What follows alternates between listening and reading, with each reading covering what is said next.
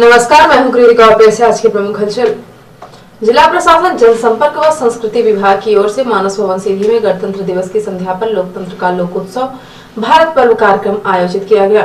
कार्यक्रम में स्थानीय लोक कलाकारों द्वारा एक से बढ़कर एक बहुआयामी व राष्ट्रीय भावना से ओतप्रोत रंगारंग प्रस्तुति देकर दर्शकों को मंत्रमुग्ध कर दिया।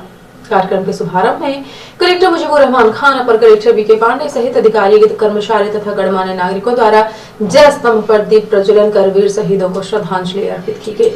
आजादी के अमृत महोत्सव कार्यक्रम अंतर्गत गणतंत्र दिवस की संध्या पर लोकतंत्र का लोकोत्सव भारत पर्व कार्यक्रम में रिदम संगीत अकादमी के नन्हे मुन्ने प्रतिभागियों द्वारा देशभक्ति गीतों की प्रस्तुतियां दी गयी। नन्हे मुन्ने प्रतिभागियों द्वारा की गई प्रस्तुतियों ने उपस्थित दर्शकों को भाव विभोर कर दिया। आयुष्मान कला समिति सीधी द्वारा देशभक्ति से उत्प्रोत सांस्कृतिक गीतों की जिले के मोहनिया ग्राम के अरविंद कुमार पटेल एवं दल के द्वारा लोकगीतों के माध्यम से तथा गायत्री परिवार सीधी द्वारा देशभक्ति से उत्प्रोत प्रस्तुतियां दी गयी।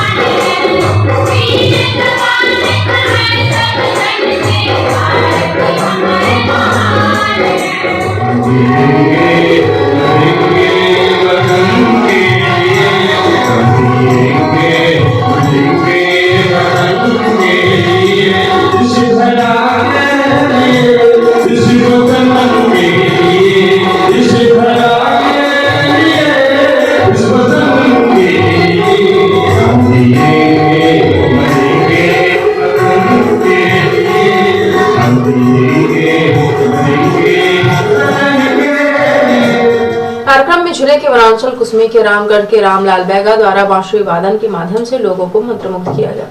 इसके साथ ही कुशला एवं बकवा ग्राम के लोक कलाकारों द्वारा कर्मा नृत्य की प्रस्तुतियां दी गयी।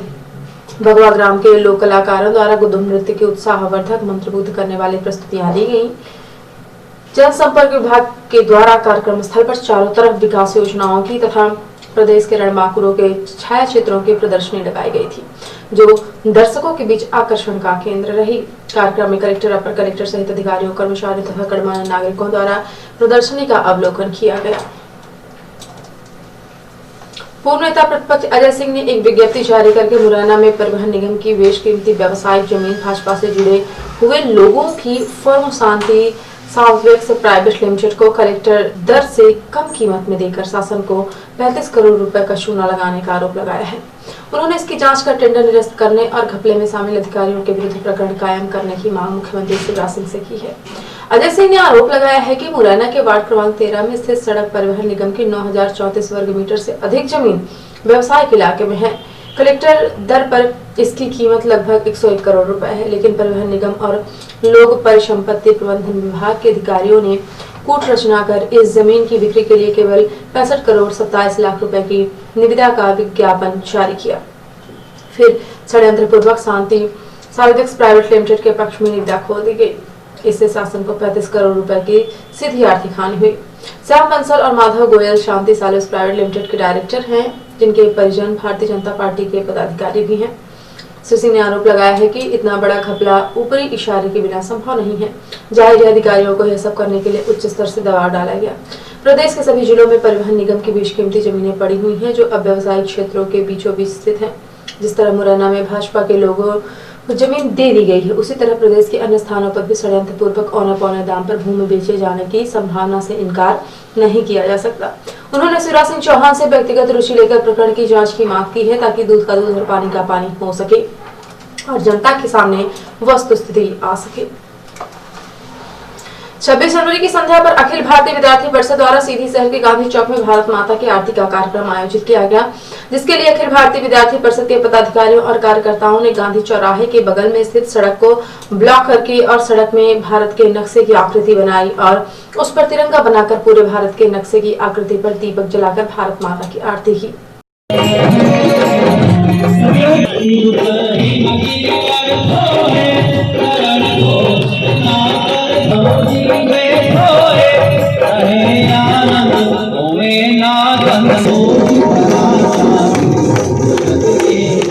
इस आरती के बाद लोगों ने दबे स्वर में अपने अपने तरह से कार्यक्रम की व्याख्या शुरू कर दी। बहुत से लोगों ने इस कार्यक्रम की आलोचना करते हुए कहा कि भारत माता की आरती सड़क पर नहीं करनी चाहिए। इसके लिए पूजा पार्क या किसी मैदान को चुनना चाहिए था, क्योंकि भारत माता की आरती सड़क भारत का नक्शा बनाकर करना उचित नहीं। लोगों की तरफ से आ रही प्रतिक्रियाओं को लेकर एनटीवी इंडिया न्यूज ने अखिल भारतीय विद्यार्थी परिषद के लोगों द्वारा उठाए जा रहे सवालों से जवाब मांगे, जिस पर उन्होंने कहा कि भारत माता सबके हृदय में है और सीधी शहर का हृदय स्थल गांधी चौराहा है, इसीलिए हमने गांधी चौराहे में भारत माता की आरती की है। इसके साथ ही उन्होंने उठाए जा रहे सवालों के भी अपने तरीके से जवाब दिए। ये आज अखिल भारतीय विद्यार्थी परिषद द्वारा भारत माता की आरती का कार्यक्रम आयोजित किया गया है, लेकिन इसको लेकर लोग सवाल उठा रहे हैं कि आपने 20 सड़क पे इस कार्यक्रम को क्यों किया। आप पूजा पार्क में कर सकते थे, स्टेडियम में कर सकते थे और गरिमा में कर सकते थे, लेकिन 20 सड़क पे क्यों किया है, ये आप बताएंगे हमको।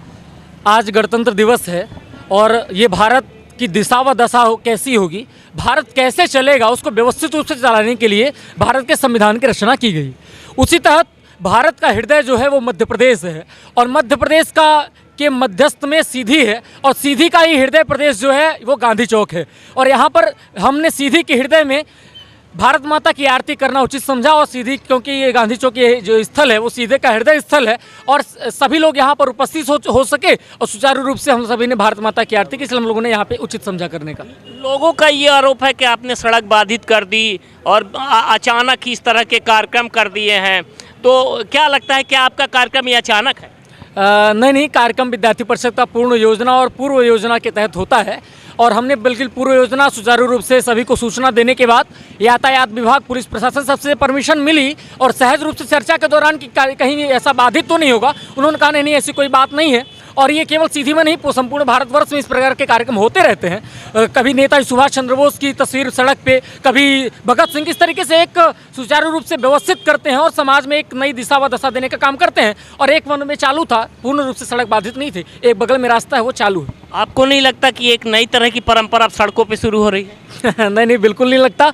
और मुझे ऐसा लगता है कि अगर कोई परंपरा यदि सही है देश और राष्ट्र के लिए है तो ऐसी परंपरा का शुरुआत होने के लिए मेरी शुभकामनाएं।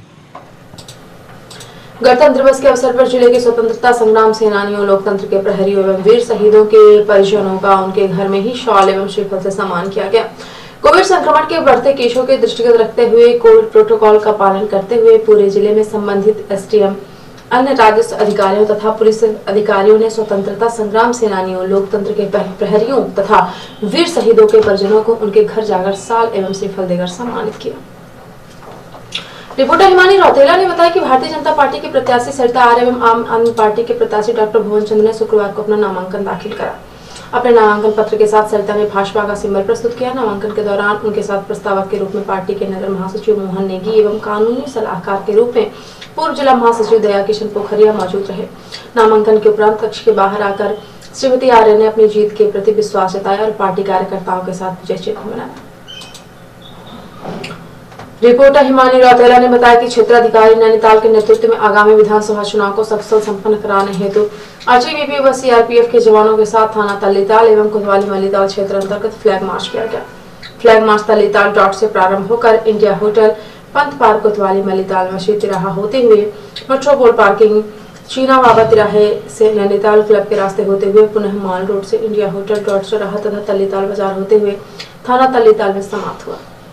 फ्लैग मार्च के दौरान सरकारी वाहन में लगे लाउडस्पीकर के माध्यम से समस्त मतदाताओं से निर्भीक होकर मतदान करने की अपील की गई तथा बताया गया कि पुलिस शांतिपूर्वक एवं निष्पक्ष चुनाव कराने हेतु आपकी सेवा में तत्पर है। फ्लैग मार्च के दौरान श्रीमान क्षेत्राधिकारी महोदय नैनीताल से संदीप सिंह नेगी, प्रभारी निरीक्षक कोतवाली मलिताल श्री प्रीतम सिंह, थानाध्यक्ष तल्लीताल श्री रोहतास सागर तथा आईटीबीपी व सीआरपीएफ के अधिकारी व जवानों के साथ 2 थाना तल्लीताल कोतवाली मलिताल का पुलिस स्टाफ ही शामिल था।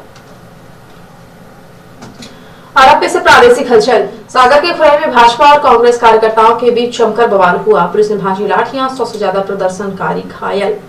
नीमच में दलित दूल्हे को घोड़ी चढ़ने से रोका, 100 से ज्यादा पुलिस जवानों ने दी वीआईपी सुरक्षा। दूल्हा घोड़ी पर चढ़ा और बाराती डीजे पर नाचते निकले। सीएम शिवराज लेंगे स्कूल खोलने का निर्णय। गृह मंत्री नरोत्तम मिश्रा ने कहा, पहले मुख्यमंत्री कोरोना की समीक्षा करेंगे। और बच्चों ने लिखा, शिवराज मामा को लेकर मुख्यमंत्री को लिखे खत में पूछा, राजनीति से लेकर मांगलिक कार्यक्रम हो रहे हैं तो स्कूल क्यों बंद है। और अब से राष्ट्रीय हलचल। पंजाब में कांग्रेस की फतेह रैली, राहुल गांधी का ऐलान, पंजाब में सीएम चेहरे के साथ लड़ेंगे चुनाव, सर्वे की बात करेंगे घोषणा। पीएम मोदी ने की भारत सेंट्रल एशिया शिखर सम्मेलन की मेजबानी, अफगान के हालात पर जताई चिंता। दिल्ली में हैवानियत बदले के लिए लड़की से गैंगरेप, महिलाओं ने उसके बाल काटे, गले में चप्पलों की माला पहनाकर घुमाया। और यूक्रेन की सीमा पर 1 लाख रूसी सैनिक तैनात, यूक्रेन भी मुंहतोड़ जवाब देने को तैयार, सेना अलर्ट पर, लेकिन लोग नहीं चाहते युद्ध हो। तो ये थी आज के प्रमुख हलचल। यदि आप न्यूज फेसबुक पर देखते हैं तो पेज को लाइक और फॉलो करें, यूट्यूब पर देखते हैं तो चैनल को लाइक और सब्सक्राइब करना बिल्कुल ना भूलें। आप किसी भी न्यूज को तत्काल पढ़ने के लिए लॉगिन करें www.ntvndianews.com। सीधे हिंदी के प्रत्येक न्यूज का अपडेट अपने फोन में पाना चाहते हैं तो आप प्ले स्टोर से हमारा app NTV India news download करें और जुड़े रहे अपने आसपास के समस्त गतिविधियों से NTV इंडिया न्यूज के साथ। नमस्कार।